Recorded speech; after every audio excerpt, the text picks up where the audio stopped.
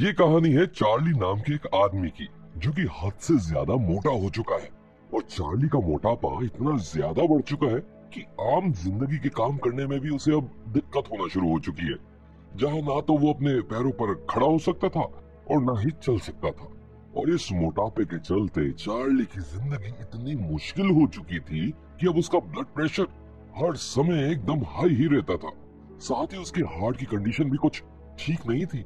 और अगर चार्ली की ओवरऑल कंडीशन की बात करें तो ऐसा लग रहा था कि चार्ली अब इस धरती पर कुछ ही दिनों का मेहमान है। इसके बाद हम देखते हैं कि चार्ली अपने रोजमर्रा के खर्चे चलाने के लिए एक टीचर बनकर ऑनलाइन क्लास लेता है, जहां वो अपने सभी स्टूडेंट्स को ऐसे लिखना सिखाता है। लेकिन इस ऑनलाइन क्लास में जहां सभी बच्चे अपना कैमरा ऑन करके वीडियो कॉलिंग के जरिए पढ़ते थे, वहीं चार्ली कभी भी इन क्लासेस के बीच अपना कैमरा ऑन नहीं करता था, क्योंकि वो अपने किसी भी स्टूडेंट को अपनी असलियत के बारे में बताना नहीं चाहता था। और न सिर्फ इन बच्चों को, बल्कि चार्ली अपना ये रूप दुनिया में किसी को भी दिखाने से डरता था। इसलिए वो घर से भी कभी बाहर नहीं जाता था। यहाँ तक कि जब कोई इंसान उसके घर पर कभी भी किसी खाने की डिलीवरी करने भी आता था, तब भी चार्ली उस सामान के पैसे बाहर रख देता था। और जब वो डिलीवरी बॉय वहाँ से चला जाता था, उसके बाद ही चार्ली घर से बाहर आकर अपना सामान लेता था। तभी एक दिन थॉमस नाम का लड़का चार्ली के घर पर आता है और तभी चार्ली को एकदम से बहुत तेज सीने में दर्द होने लगता है। जिसके बाद थॉमस चार्ली को एम्बुलेंस बुलाने के लिए कहता है, लेकिन हॉस्पिटल जाने के बजाय चार्ली थॉमस को एक कहानी पढ़ने के लिए बोलता है। असल में ये कहानी चार्ली की बेटी ने तब लिखी थी जब वो 8 साल की थी। और अब जैसे ही थॉमस उस कहानी को पढ़ना शुरू करता है, वैसे ही धीरे धीरे चार्ली को आराम आता है और चार्ली शांत हो जाता है। इसके बाद थॉमस चार्ली को बताता है कि वो पास ही के एक चर्च से है और वो मिशनरी है। असल में मिशनरी वो होते हैं जो अपने धर्म क्रिश्चियनिटी को लोगों के बीच फैलाने का काम करते हैं। लेकिन क्योंकि चार्ली का इन सभी चीजों में कोई विश्वास नहीं था, इसलिए चार्ली थॉमस को वहां से जाने के लिए कहता है। लेकिन जाने से पहले वो उससे एक मदद मांगता है कि जो उसका मोबाइल फोन नीचे गिर गया है वो उसे उठा कर दे दे। अपना फोन मिलते ही चार्ली अपनी नर्स लिस को कॉल करता है, जो कि एक नर्स के साथ साथ उसकी दोस्त भी थी। और थोड़ी ही देर बाद लिज भी वहां आ जाती है और सबसे पहले वहां आकर वो चार्ली का चेकअप करती है, जहां उसका हाई ब्लड प्रेशर देखकर वो बहुत हैरान हो जाती है और चार्ली को सीधा हॉस्पिटल में एडमिट हो जाने को कहती है। लेकिन क्योंकि चार्ली के पास हॉस्पिटल का बिल भरने के लिए पैसे नहीं थे, इसलिए वो लिज से हॉस्पिटल के लिए मना कर देता है। इसके बाद लिज चार्ली को उठने में मदद करती है, क्योंकि चार्ली वॉशरूम जाना चाहता था। जहां हम देखते हैं कि इतनी छोटी सी दूरी तय करने के लिए भी चार्ली को बहुत समय लग रहा था और तकलीफ भी हो रही थी। खैर, उधर लिज उस क्रिश्चियन मिशनरी से बात करती है, जहां हमें पता चलता है कि लिज चर्च और मिशनरी से बहुत गुस्सा थी, क्योंकि जिन लोगों ने लिज को बचपन में अडॉप्ट किया था वो भी चर्च एक मिशनरी ही था। और वो लोग लिज को बार बार चर्च जाने के लिए फोर्स किया करते थे और इसलिए उसे अब चर्च जाना बिल्कुल पसंद नहीं है। साथ ही लिज थॉमस को ये भी बताती है कि चार्ली के बॉयफ्रेंड की मौत भी चर्च की वजह से ही हुई थी और आज जो ये चार्ली की हालत है वो भी उसके बॉयफ्रेंड के मरने की वजह से ही है। अब क्योंकि चर्च की ही वजह से लिज और चार्ली दोनों की जिंदगियां खराब हुई थी, इसलिए वो थॉमस को वहां से जल्द भेजना चाहती थी। लेकिन थॉमस इसके बावजूद भी वहां रहने की जिद करता है, जिसके बाद लिज उसे बताती है शायद चार्ली अगले हफ्ते तक जिंदा ना बच पाए, इसलिए प्लीज उसे वो इन आखिरी दिनों में चैन से रहने दे। और तभी चार्ली भी वॉशरूम से वापस आ जाता है, जहां थॉमस चार्ली को फिर से चर्च के बारे में बताने की कोशिश करता है, लेकिन लिज तभी उसे वहां से भगा देती है। इसके बाद लिज और चार्ली मिलकर कुछ देर तक टीवी देखते हैं, जिसके बाद चार्ली सोने चला जाता है, जहां हम देखते हैं कि चार्ली को अपने मोटापे की वजह से सोने में भी बहुत तकलीफ का सामना करना पड़ता है, क्योंकि उसे छोटे छोटे काम लाइट बंद करने में भी दिक्कतों का सामना करना पड़ रहा था। खैर, लेकिन जैसे तैसे अब वो सो जाता है। इसके बाद अगले दिन की सुबह होती है, जहां हम देखते हैं कि चार्ली अपनी बॉडी की समस्याओं के बारे में इंटरनेट पर सर्च करता था, जहां उसे पता चलता है कि अगर वो जल्दी से हॉस्पिटल में एडमिट ना हुआ तो बहुत जल्दी उसकी मौत हो जाएगी। ये बात पढ़कर चार्ली और स्ट्रेस में आ जाता है और ज्यादा खाना शुरू कर देता है। इसी बीच उसके घर की खिड़की के बाहर एक चिड़िया आती है। असल में चार्ली पक्षियों के लिए रोज खाना डाला करता था। इसके बाद चार्ली नहाने जाता है, जहां नहाने में भी उसे अपने शरीर की वजह से बहुत दिक्कतें आती हैं, लेकिन अब जितना हो सके उतना करके वो वापस आ जाता है। इसके बाद चार्ली के घर पर उसकी बेटी एली आती है, जिसके बाद चार्ली उससे उसके स्कूल के बारे में पूछता है और एली उसे बताती है कि उसका स्कूल बहुत खराब जा रहा है, शायद इसी वजह से ग्रेजुएट ना हो पाए। और जब चार्ली उसे समझाने की कोशिश करता तब वो उसे फटकार लगाकर कहती है कि उसके पास कोई हक नहीं है कि वो उसे इन बातों के बारे में लेक्चर दे, क्योंकि जब वो 8 साल की थी तब चार्ली उसे और उसकी माँ को छोड़कर अपने किसी बॉयफ्रेंड के साथ चला गया था। और ये कहकर एली वहाँ से जाने लगती है, पर तभी चार्ली उसे बताता है कि वो अपनी सारी जिंदगी भर की सारी कमाई उसे दे देगा और साथ ही में स्कूल के कामों में भी उसकी मदद करेगा। अब पैसों के लालच में एली वहाँ रुक जाती है। इसके बाद चार्ली एली को बताता है कि ये पैसों वाली बात वो अपनी माँ को ना बताए तो ही अच्छा होगा।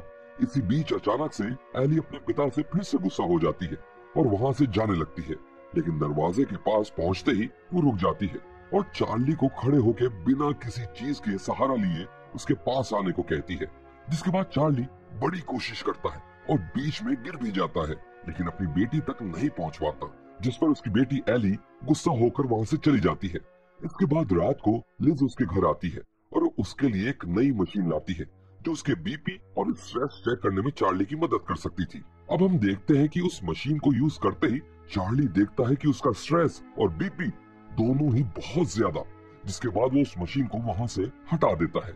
इसके बाद लिज को पता चलता है कि चार्ली की बेटी एली वहां आई थी, जिसके बाद वो चार्ली पर उसे वहां बुलाने के लिए बहुत गुस्सा करती है। इसके कुछ समय बाद लिज चार्ली को खाना देती है, लेकिन तभी वो खाना खाते खाते चार्ली के गले में अटक जाता है, जिसकी वजह से चार्ली ठीक से सांस भी नहीं ले पाता है। जिसके बाद लिज किसी तरह चार्ली की पीठ पर जोर जोर से पंच करने लगती है और तब जाकर कहीं वो खाना चार्ली के गले से बाहर निकलता है। अब रात को खाना खाकर चार्ली सो जाता है। इसके बाद अगले दिन हम देखते हैं चार्ली की बेटी फिर से उसके घर में आई हुई थी, जहां दोनों बाप बेटी एक दूसरे की लाइफ के बारे में बात करना शुरू कर देते हैं। और तब हमें पता चलता है कि चार्ली की हालत शुरू से ऐसी नहीं थी, बल्कि अपने बॉयफ्रेंड के मरने के बाद उसने स्ट्रेस में आकर इतना खाना शुरू कर दिया कि आज हालत उसके काबू से बाहर हो चुकी है। अपने बॉयफ्रेंड की बात फिर से सुनकर चार्ली बहुत इमोशनल हो जाता है, अकेले बाथरूम में जाकर रोने लगता है। तभी वहाँ पीछे से थॉमस फिर से उस घर में आ जाता है, जिसके बाद थॉमस और एली में बातचीत होना शुरू हो जाती है और कुछ समय बाद चार्ली भी वहाँ आ जाता है और जिसके बाद एली वहाँ से चली जाती है। अब एली के जाने के बाद थॉमस और चार्ली काफी देर तक चर्च के और क्रिश्चियनिटी के बारे में बात करते हैं, जहाँ चार्ली थॉमस को बताता है कि उसने क्रिश्चियनिटी से जुड़ी लगभग हर किताब पढ़ी जिसमें बाइबल भी शामिल है, लेकिन फिर भी उसका क्रिश्चियनिटी में कोई इंटरेस्ट नहीं है। इसी बीच वहाँ लिज भी आ जाती है, जहाँ हम देखते हैं कि लिज चार्ली के लिए एक बड़ी सी व्हील चेयर लाई थी ताकि चार्ली घर में आराम से घूम सके, और उस व्हील चेयर पर बैठकर चार्ली को बहुत अच्छा लगता है।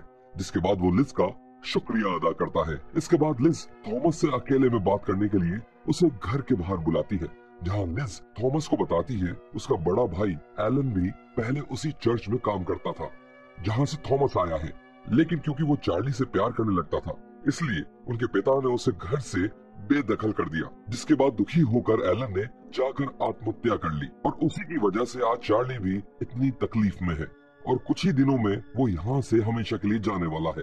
तभी चार्ली वहाँ आकर ये सब सुन लेता है, जिसके बाद थॉमस भी वहाँ से चला जाता है। अब शाम को लिज के जाने के बाद चार्ली भी उदास होकर सो जाता है।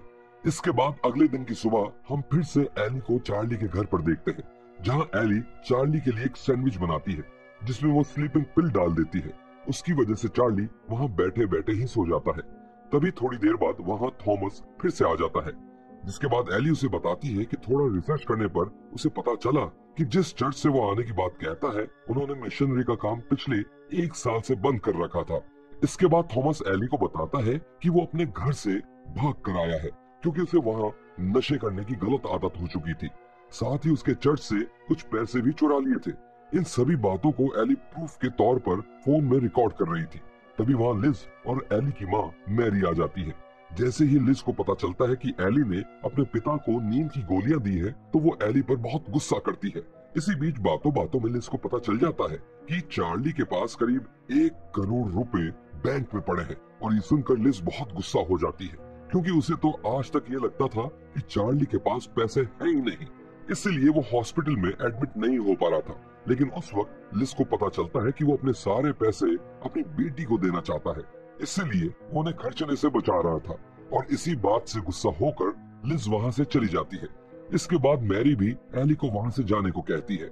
एली के जाने के बाद मैरी और चार्ली कुछ देर बात करते हैं, जहाँ मैरी भी उससे गुस्सा थी क्योंकि वो उन्हें 8 साल पहले ही छोड़कर चला गया था। जिसके बाद चार्ली रो रो कर उसे समझाता है कि उसने भले ही जिंदगी भर गलत काम किया हो, लेकिन वो अपनी बेटी का अच्छा चाहता है ताकि उसकी जिंदगी में कम से कम एक तो ऐसी चीज हो जो उसने ठीक तरीके से की हो। लेकिन मैरी गुस्सा होकर वहाँ से चली जाती है। इसके बाद चार्ली बहुत स्ट्रेस में आ जाता है, जिसके बाद वो बहुत सारा खाना खाने लग जाता है, जिसकी वजह से उसे उल्टियां भी होने लगती है। इसके थोड़ी देर बाद थॉमस चार्ली के पास ये बताने को आता है कि वो अपने घर वापस जा रहा है क्योंकि एली ने उनके बीच की बातें रिकॉर्ड करके उसके परिवार को भेजी थी, जिसे सुनकर उसके परिवार ने उसे माफ कर दिया और उसे अब वो घर वापस बुला रहे हैं। इसके बाद हम देखते हैं कि अपनी अगली क्लास चार्ली अपने सभी स्टूडेंट्स को बताता है कि अगली क्लास से अब उसकी जगह उनको एक नया प्रोफेसर पढ़ाएगा। जिसके बाद चार्ली उस क्लास में अपना कैमरा ऑन करके अपने सभी स्टूडेंट्स को एक आखिरी बार अपनी असलियत दिखा देता है कि असल में वो कैसा दिखता है, जिसे देखकर सभी स्टूडेंट्स हैरान रह जाते हैं। और इसके बाद चार्ली अपने लैपटॉप को फेंक कर अपनी आखिरी क्लास खत्म कर देता है। इसके बाद लिज वहाँ आती है, उसका चेकअप करती है, जहाँ उसे पता चलता है कि अब चार्ली बस जाने ही वाला है। तभी एली वहाँ आ जाती है जो चार्ली से अकेले में बात करना चाहती थी।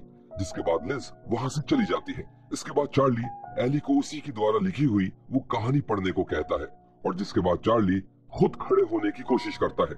जिसके बाद वो किसी तरह हिम्मत करके चलने की कोशिश करता है और चलकर अपनी बेटी के पास आता है। और तभी चार्ली को एक बहुत भयानक हार्ट अटैक आता है और चार्ली वहाँ से हमेशा के लिए चला जाता है। तो ये थी द व्हेल की कहानी।